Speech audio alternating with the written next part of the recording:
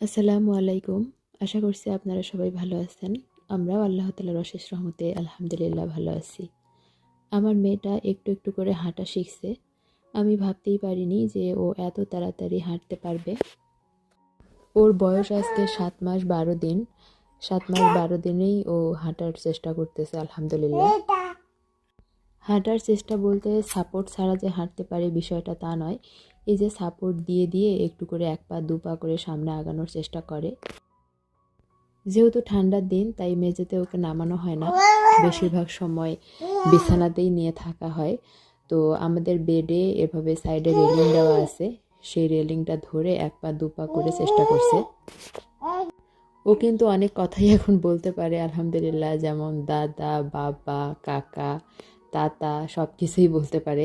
সারাদিন বক বক করতেই থাকে, হয়তো ভয়েসে শুনতেও পারছেন আপনারা। সময় কত দ্রুত চলে যায়। এই তো সেদিন সে আমার কোল জুড়ে এলো। কত ছোট ছিল, ধরতেই ভয় লাগছিল। নরম নরম হাত পা, মনে হচ্ছিল ধরলেই ভেঙে যাবে এরকম। আমি তো কোলে নেওয়ারই সাহস পাচ্ছিলাম না। আমার মা শাশুড়িরাই হ্যান্ডেল করেছে, আমি জাস্ট খাওয়ানোর সময় নিতাম।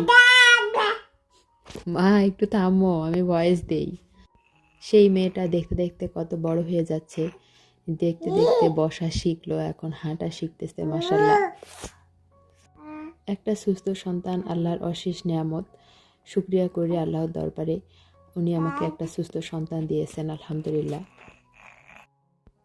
ও সবসময় বেডের ওই কর্নারটাতে চলে যাবে। ওই কর্নারটাতে ওর সমস্ত খেলনা, তারপরে ওর যে প্রোডাক্টগুলো আমি ব্যবহার করি যেমন লোশন, তেল, ওর ঝুনঝুনি, ওর সব কিছু ওখানে রাখা আছে।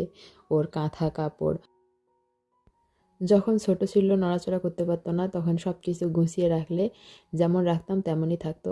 আর এখন যেহেতু হামাগুড়ি দিতে পারে, ও সব কিছু এলোমেলো করে ফেলে। আমি যখনই গুছিয়ে রাখি একটু পর ও গিয়ে ওগুলো দিয়েই খেলে। আমিও সেজন্য আর বারবার গোছাই না, ওগুলো নিয়েই ব্যস্ত থাকুক, আমি শুধু বসে ওকে পাহারা দেই। সেজন্য বিছানা অনেক মেসি, একটু ইগনোর করবেন বিষয়টা। সবাই আমার মেয়েটার জন্য দোয়া করবেন, আর মাশাল্লাহ বলতে ভুলবেন না কিন্তু।